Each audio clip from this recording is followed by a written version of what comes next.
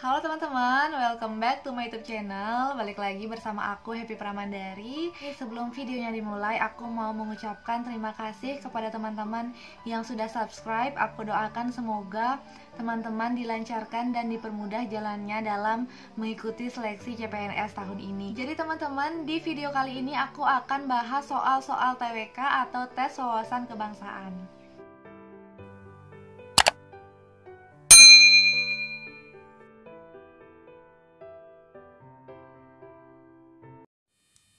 Jadi teman-teman, video ini adalah video kedua yang membahas materi pengamalan Pancasila. Nah, sebelumnya aku sudah buat video tentang pengamalan Pancasila.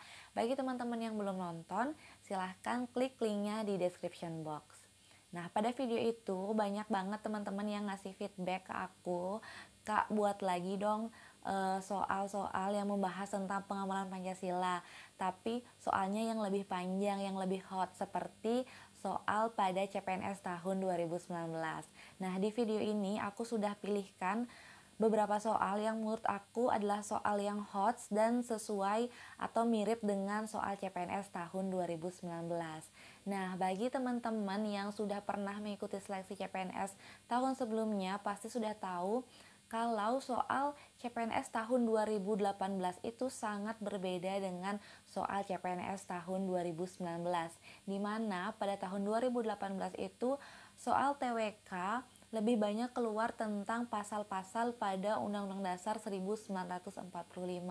Sedangkan pada CPNS tahun 2019 itu lebih banyak keluar soal tentang pengamalan nilai-nilai Pancasila. Oke, sebelum kita masuk ke contoh soalnya, teman-teman harus tahu dulu nih apa aja 45 butir pengamalan nilai-nilai Pancasila. Nah, di sini sudah aku lampirkan, silakan teman-teman baca dan cermati. Oke, kita baca sama-sama ya. Oke, sila pertama yaitu ketuhanan yang Maha Esa. Nah, di sini terdapat 7 butir nilai dari sila ketuhanan yang Maha Esa. Yang pertama, bangsa Indonesia menyatakan kepercayaannya dan ketakwaannya terhadap Tuhan Yang Maha Esa. Kemudian yang kedua, manusia Indonesia percaya dan takwa terhadap Tuhan Yang Maha Esa sesuai dengan agama dan kepercayaannya masing-masing menurut dasar kemanusiaan yang adil dan beradab.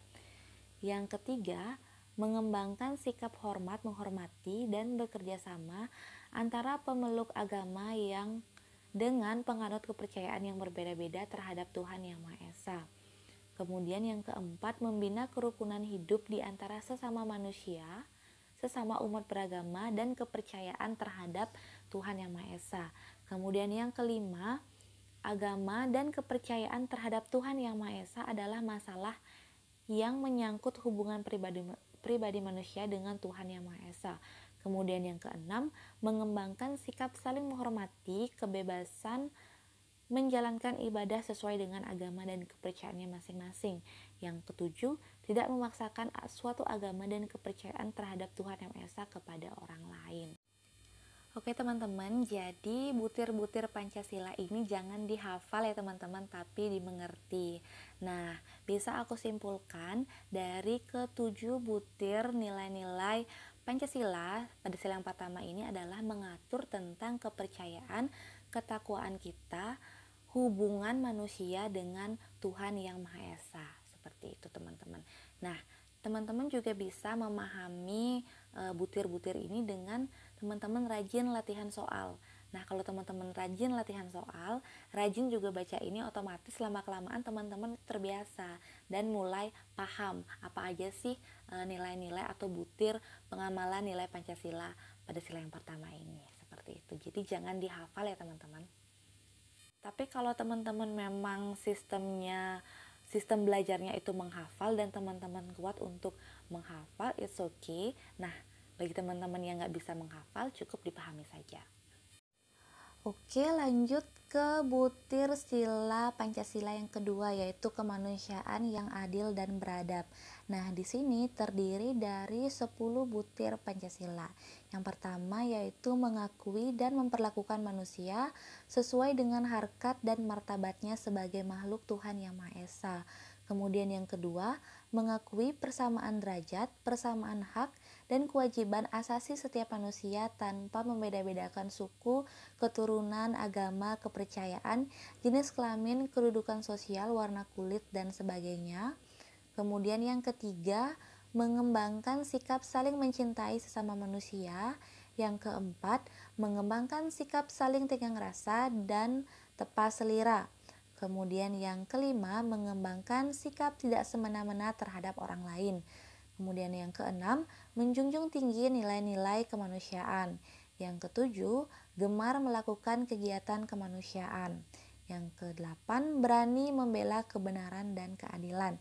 Yang kesembilan, bangsa Indonesia merasa dirinya sebagai bagian dari seluruh umat manusia. Dan yang terakhir adalah mengembangkan sikap hormat menghormati dan bekerja sama dengan bangsa lain. Jadi teman-teman, pada sila kedua ini cenderung lebih mengatur tentang hubungan manusia dengan manusia lainnya, yang di dalamnya kita dituntut untuk bisa saling menghormati antar sesama, kemudian menumbuhkan rasa saling mencintai, tenggang rasa, dan tidak rasis, teman-teman. Kemudian di sini juga mengatur tentang hak asasi manusia. Oke, lanjut sila ketiga yaitu Persatuan Indonesia. Nah, di sini terdiri dari 7 butir. Yang pertama, mampu menempatkan persatuan, kesatuan, serta kepentingan dan keselamatan bangsa dan negara sebagai kepentingan bersama di atas kepentingan pribadi dan golongan. Yang kedua, sanggup dan rela berkorban untuk kepentingan negara dan bangsa apabila diperlukan. Kemudian yang ketiga, mengembangkan rasa cinta kepada tanah air dan bangsa. Yang keempat, mengembangkan rasa kebanggaan, berkebangsaan dan bertanah air Indonesia. Yang kelima, memelihara ketertiban dunia yang berdasarkan kemerdekaan, perdamaian abadi, dan keadilan sosial. Yang keenam, mengembangkan persatuan Indonesia atas dasar Bhinneka Tunggal Ika. Dan yang terakhir, memajukan pergaulan demi persatuan dan kesatuan bangsa. Nah, jadi yang dijunjung tinggi dalam sila ini adalah persatuan bangsa, teman-teman. Jadi kalau sudah ada perpecahan dan sejenisnya itu sudah menyimpang dari sila ketiga ini. Oke, lanjut sila yang keempat yaitu kerakyatan yang dipimpin oleh hikmat kebijaksanaan dalam permusyawaratan perwakilan. Nah, di sini terdapat 10 butir nilai Pancasila. Yang pertama, sebagai warga negara dan warga masyarakat, setiap manusia Indonesia mempunyai kedudukan, hak, dan kewajiban yang sama. Kemudian yang kedua, tidak boleh memaksakan kehendak kepada orang lain. Yang ketiga, mengutamakan musyawarah dalam mengambil keputusan untuk kepentingan bersama.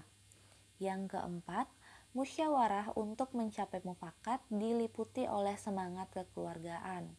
Yang kelima, menghormati dan menjunjung tinggi setiap keputusan yang dicapai sebagai hasil musyawarah. Yang keenam, dengan itikat baik dan rasa tanggung jawab menerima dan melaksanakan hasil keputusan musyawarah. Yang ketujuh, di dalam musyawarah diutamakan kepentingan bersama di atas kepentingan pribadi dan golongan. Yang kedelapan, musyawarah dilakukan dengan akal sehat dan sesuai dengan hati nurani yang luhur. Yang kesembilan, keputusan yang diambil harus dipertanggungjawabkan secara moral kepada Tuhan Yang Maha Esa, menjunjung tinggi harkat dan martabat manusia, nilai-nilai kebenaran dan keadilan, mengutamakan persatuan dan kesatuan demi kepentingan bersama. Dan yang terakhir, memberikan kepercayaan kepada wakil-wakil yang dipercayai untuk melaksanakan permusyawaratan. Jadi teman-teman, pada sila keempat ini itu tentang permusyawaratan dan perwakilan. Nah, dalam mengambil sebuah keputusan harus dengan jalan yang benar, teman-teman, yaitu dengan cara musyawarah untuk mencapai mufakat. Jadi apabila keputusan tersebut sudah diambil dengan cara musyawarah mufakat, nah teman-teman harus terima dengan lapang dada. Jadi tidak boleh memaksakan kehendak kita kepada kehendak orang lain. Kemudian apabila teman-teman ingin menyampaikan pendapat itu harus dalam forum atau rapat atau dengan jalan yang benar. Jangan dengan cara demonstrasi sampai merusak fasilitas umum seperti itu. Nah, hal-hal seperti itu bertentangan dengan sila keempat. Lanjut pada sila kelima, yaitu keadilan sosial bagi seluruh rakyat Indonesia. Nah, di sini terdapat 11 butir. Yang pertama, mengembangkan perbuatan yang luhur yang mencerminkan sikap dan suasana kekeluargaan dan kegotong royongan. Kemudian yang kedua, mengembangkan sikap adil terhadap sesama. Yang ketiga, menjaga keseimbangan antara hak dan kewajiban. Yang keempat, menghormati hak orang lain. Yang kelima, suka memberi pertolongan kepada orang lain agar dapat berdiri sendiri. Yang keenam, tidak menggunakan hak milik untuk usaha-usaha yang bersifat pemerasan terhadap orang lain. Yang ketujuh, tidak menggunakan hak milik untuk hal-hal yang bersifat pemborosan dan gaya hidup mewah. Yang kedelapan, tidak menggunakan hak milik untuk bertentangan dengan atau merugikan kepentingan umum. Yang kesembilan, suka bekerja keras. Yang kesepuluh, suka menghargai hasil karya orang lain yang bermanfaat bagi kemajuan dan kesejahteraan bersama. Dan yang terakhir, suka melakukan kegiatan dalam rangka mewujudkan kemajuan yang merata dan berkeadilan sosial. Oke teman-teman, itu tadi 45 butir Pancasila yang sudah kita baca dan pahami bersama-sama. Jadi silahkan dipahami, bagi yang nggak bisa ngafalin dan bagi yang kuat ngafal silahkan dihafal. Oke, selanjutnya kita langsung saja ke contoh soalnya. Jadi sebelum lanjut, aku mau ngasih tahu dulu nih ke teman-teman, bagi yang belum subscribe silahkan di subscribe sekarang juga. Dan kenapa kalian harus subscribe channel ini? Karena kedepannya aku akan rajin upload dan update soal-soal terbaru tes SKD CPNS. Jadi biar kalian nggak ketinggalan informasi, silahkan di subscribe sekarang juga dan dinyalakan lonceng notifikasi. Oke, soal yang pertama, salah satu proklamator kita, Bung Hatta, dikenal dengan gaya hidup yang sederhana. Sampai pada akhir hidupnya, Bung Hatta tidak dapat pernah memiliki sepatu Bailey yang diidam-idamkannya. Padahal sepatu Bailey adalah sepatu yang bergengsi pada tahun 1950-an. Sikap sederhana yang ditunjukkan Bung Hatta sesuai dengan pengamalan Pancasila, terutama sila ke A. Sila pertama, B. Sila kedua, C. Sila ketiga, D. Sila keempat, atau E. Sila kelima. Nah, jadi sikap sederhana yang ditunjukkan oleh Bung Hatta ini itu sesuai dengan pengamalan sila ketiga. Karena sebagai salah satu proklamator di Indonesia, sebagai salah satu orang yang mempunyai jabatan tinggi, itu tidak memanfaatkan posisinya tersebut untuk memenuhi keinginannya, tetapi Bung Hatta itu lebih memilih untuk menjunjung tinggi gaya hidup yang sederhana yang dapat menjauhkan diri dari sikap atau keinginan memperkaya diri sendiri atau korupsi, teman-teman. Nah, perbuatan Bung Hatta ini itu mencerminkan bahwa Bung Hatta tidak mementingkan kesejahteraan sendiri, tidak mementingkan kesenangan sendiri, melainkan lebih mementingkan kepentingan atau kesejahteraan rakyatnya.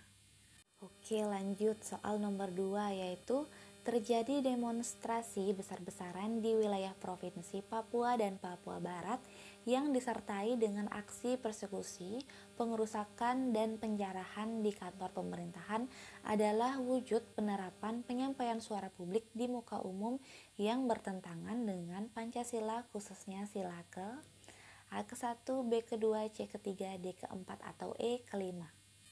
Oke, jawabannya adalah sila keempat. Nah, negara Indonesia di sini merupakan negara demokrasi yang disimbolkan dalam sila keempat yang menyangkut tentang kebebasan berpendapat di muka umum. Nah, di sini sudah benar sebenarnya penyampaian pendapatnya itu dilakukan dengan cara demonstrasi. Nah, di sini yang tidak sesuai adalah demonstrasi tersebut dilakukan dengan persekusi, pengerusakan, dan penjarahan. Nah, itu dapat merugikan atau merusak fasilitas umum seperti itu. Nah, jadi penyampaian suara di muka publik yang benar itu harus dilakukan secara musyawarah, teman-teman, untuk mencapai mufakat. Nah, hal ini bertentangan dengan sila keempat. Jawabannya yang D. Soal selanjutnya, melakukan pembajakan baik karya tulis maupun karya seni berupa gambar atau musik milik orang lain merupakan pelanggaran terhadap sila ke A ke-1, B ke-2, C ke-3, D ke-4 atau E ke-5. Oke, jadi di sini jawaban yang benar adalah yang E, yaitu sila kelima. Nah, di sini melakukan pembajakan baik karya tulis maupun karya seni berupa gambar atau musik milik orang lain itu bertentangan dengan sila kelima, yaitu butir ke-10 yang berbunyi suka menghargai hasil karya orang lain yang bermanfaat bagi kemajuan dan kesejahteraan bersama. Oke, teman-teman, bisa ya? Oke, soal selanjutnya, membangun pabrik yang mana limbah dari pabrik tersebut justru merusak lingkungan masyarakat sekitar merupakan pelanggaran sila ke. Nah, soal ini merupakan pelanggaran dari sila ke-5, yaitu pada butir ke-7 yang berbunyi tidak menggunakan hak milik untuk bertentangan dengan atau merugikan kepentingan umum. Jadi di sini membangun pabrik yang limbahnya itu merusak lingkungan masyarakat sekitar itu merupakan perbuatan yang merugikan atau bertentangan dengan kepentingan umum. Oke, soal berikutnya. Dani ikut pemilihan ketua OSIS bersama Ayu dan Feby. Hasil pemilihan ketua OSIS menempatkan Feby sebagai pemenang dan berselisih 5 suara saja dengan Dani. Dani tidak terima dengan hasil tersebut dan menuding pihak Feby telah melakukan kecurangan. Padahal kenyataannya pemilihan berjalan adil hanya karena gengsi dikalahkan oleh wanita yang membuatnya tidak menerima keputusan. Sikap Dani bertentangan dengan Pancasila, khususnya sila ke A ke-1, B ke-2, C ke-3, D ke-4 atau E ke-5. Jadi sikap Dani di sini itu bertentangan dengan sila keempat, yaitu pada butir kelima yang berbunyi menghormati dan menjunjung tinggi setiap keputusan yang dicapai sebagai hasil musyawarah. Oke, lanjut. Andi adalah generasi milenial yang gemar menggunakan internet untuk mengisi waktu. Suatu hari, Andi melihat sebuah berita yang menarik perhatiannya di Facebook dan langsung membagikannya di lini masa Facebook miliknya. Setelah beberapa waktu, salah satu sahabat Andi mengirim pesan dan menyampaikan bahwa berita yang dibagikan oleh Andi adalah hoax dan dapat menyulut perpecahan dan dia terancam Undang-Undang ITE. Tindakan yang dilakukan Andi bertentangan dengan Pancasila, khususnya sila ke A ke-1, B ke-2, C ke-3, D ke-4 atau E ke-5. Oke, jawaban yang benar pada soal ini adalah yang C, yaitu sila ketiga, di mana perbuatan Andi ini itu bertentangan dengan sila ketiga pada butir ke-6, yaitu mengembangkan persatuan Indonesia atas dasar Bhinneka Tunggal Ika.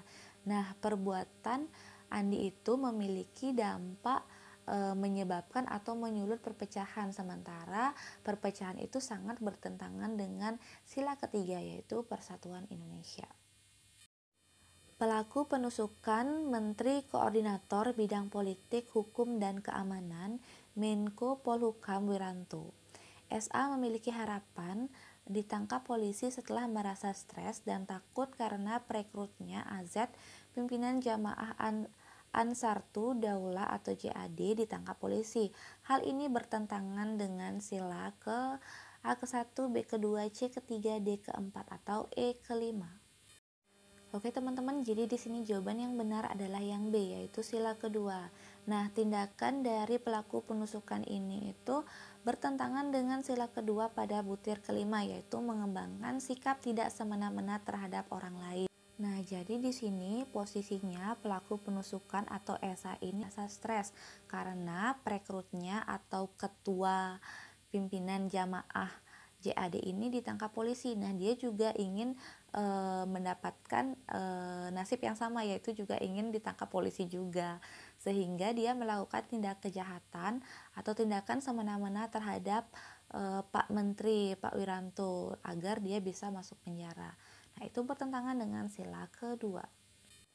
Oke teman-teman, nggak terasa ini udah soal yang terakhir. Nah, bagi teman-teman yang masih mau latihan soal lagi tentang pengamalan Pancasila dan mau aku buatkan part yang ketiga, silahkan komen di bawah. Oke teman-teman, sekian dulu video dari aku. Semoga bermanfaat. Jangan lupa di like, komen, dan share ke teman-teman kalian sesama pejuang CPNS. Oke teman-teman, thank you for watching. I'll see you guys on my next video. Bye!